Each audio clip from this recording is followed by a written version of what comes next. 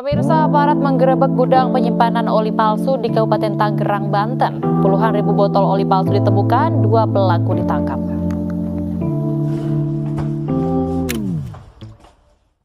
Assalamualaikum, balik lagi di channel Bupo Otomotif. Video yang kalian saksikan tadi adalah cuplikan video penggerebekan produsen oli palsu yang belum lama terjadi. Jika peredaran oli palsu dibiarkan, salah satu pihak yang merugi adalah kita sebagai konsumen. Salah satu cara yang paling mudah merawat kendaraan adalah mengganti oli secara rutin. Sebab banyak kasus kendaraan mendadak mogok karena telat mengganti oli. Kalau sudah begitu, piston bisa macet dan mesin harus diturunkan. Jadi gantilah oli secara rutin. Selain itu, pastikan oli tersebut asli bukan palsu. Sebab saat ini banyak oli palsu beredar. Padahal oli palsu berbahaya karena bisa merusak mesin kendaraan. Komponen-komponen yang biasanya menjadi korban dari pemakaian oli palsu dalam jangka panjang adalah piston dan dinding silinder.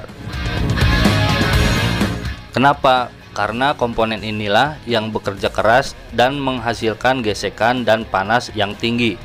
Jika Anda memutuskan memakai oli palsu, maka oli tidak mampu melumasi komponen ini dengan sempurna. Selain itu, bagian kepala silinder, tempat klep, noken as, dan teman-temannya juga menghasilkan gesekan yang tinggi. Dalam jangka waktu lama, pemakaian oli palsu akan menyebabkan noken as tergerus kemudian hancur. Oli palsu yang digunakan terus-menerus juga bisa menyebabkan endapan oli di bagian mesin. Endapan inilah yang bisa menjadi salah satu biang kerok rusaknya mesin. Bila mesin sudah rusak, maka pemilik kendaraan harus siap-siap mengeluarkan dana yang sangat banyak. Berdasarkan hal tersebut, saya akan membagikan beberapa tips yang dapat dilakukan oleh kita selaku konsumen dalam mengurangi peredaran oli palsu di pasaran. Nah, berikut cara yang bisa kamu lakukan untuk mengetahui perbedaan oli palsu dan oli asli. Yang pertama, label oli palsu berkualitas rendah dari bahan stiker bontak standar. Kamu bisa memperkirakan keaslian oli yang dibeli dari label di kemasannya. Namun, supaya bisa mengetahui ciri-cirinya, kamu harus mengetahui tampilan label di kemasan botol oli yang dipilih. Oknum yang memalsukan oli akan berusaha memproduksinya dengan budget sesedikit mungkin. Ini termasuk dalam urusan membuat label. Label di kemasan oli palsu biasanya dibuat dengan stiker bontak standar. Ini berbeda dengan oli asli yang labelnya biasa dibuat menggunakan bahan vinil berkualitas lebih baik. Ciri yang kedua, kemasan botol oli palsu terlihat kusam dan jelek. Ini karena oknum pemalsu oli berkecenderungan menggunakan botol oli bekas untuk mengemas oli palsu mereka. Tak heran jika botol oli palsu terlihat lebih kusam dan jelek. Kalau kamu mendapati botol oli tidak tampak mulus dan baru, atau ada kerusakan lainnya, oli pilihanmu patut dicurigai. Ciri yang ketiga, tutup botol oli asli tersegel dan ada nomor identifikasi sama dengan di bodi botol. Ada dua hal yang bisa kamu cek di tutup oli untuk mengetahui keaslian oli. Pertama adalah nomor identifikasi. Nomor identifikasi di tutup oli harus sama dengan nomor identifikasi yang ada di botol oli. Nomor identifikasi yang berbeda bisa jadi bahwa oli tidak asli. Selain nomor identifikasi, ada segel di tutupnya. Segel di tutup botol asli mesti dalam keadaan belum terbuka. Karena segel ini memang didesain hanya sekali pakai. Segel yang rusak bisa menandakan oli tidak diproduksi di pabrik asli. Sebab teknologi segel ini memang hanya ditemukan di pabrik-pabrik oli yang asli.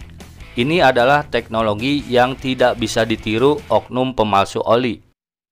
Ciri yang keempat, oli palsu berwarna keruh dan berbau aneh. Beralih dari kemasan oli, kamu bisa ngecek keaslian oli dari isinya langsung. Ada dua hal yang mesti kamu perhatikan dalam pengecekan ini, yaitu warna dan bau. Oli motor punya warna yang biasanya berbeda, tergantung pada mereknya. Satu hal yang pasti, oli pabrikan asli punya warna yang bening dan tidak mengeluarkan bau asing. Ini berbeda dengan oli palsu yang biasanya adalah hasil percampuran zat-zat lain. Proses ini menimbulkan hasil akhir oli yang berwarna keruh dan punya bau tidak enak. Selain itu, berikut adalah beberapa tips yang dapat kamu lakukan untuk mengurangi beredarnya oli palsu di pasaran. Tips yang pertama, setelah pemakaian, botol dilubangi atau disobek. Karena biasanya setelah kita mengganti oli di bengkel, botol oli bekas tersebut dikumpulkan dan dijual kepada pengepul. Selanjutnya, kita tidak tahu lagi botol bekas oli tersebut digunakan untuk apa. Jadi, untuk menghindari penggunaan botol bekas digunakan untuk daur ulang oli, kita bisa melubangi atau menyayat botol bekas tersebut. Jadi, botolnya masih bisa kita jual ke pengepul, tapi bisa meminimalisir beredarnya oli palsu karena botol tersebut sudah kita bolongi atau disayat. Termasuk kalian pengguna motor 2 tak, ketika oli samping sudah habis, sebaiknya botol oli samping dibakar atau dirusak agar tidak bisa digunakan untuk kemasan oli daur ulang atau oli palsu.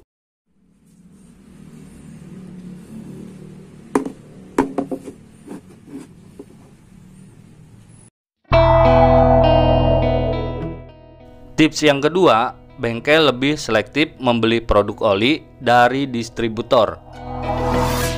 Setiap barang komersil yang laku di pasaran pasti ada barang tiruannya, apalagi mengingat keuntungan yang didapat cukup menggiurkan dari produk oli palsu tersebut.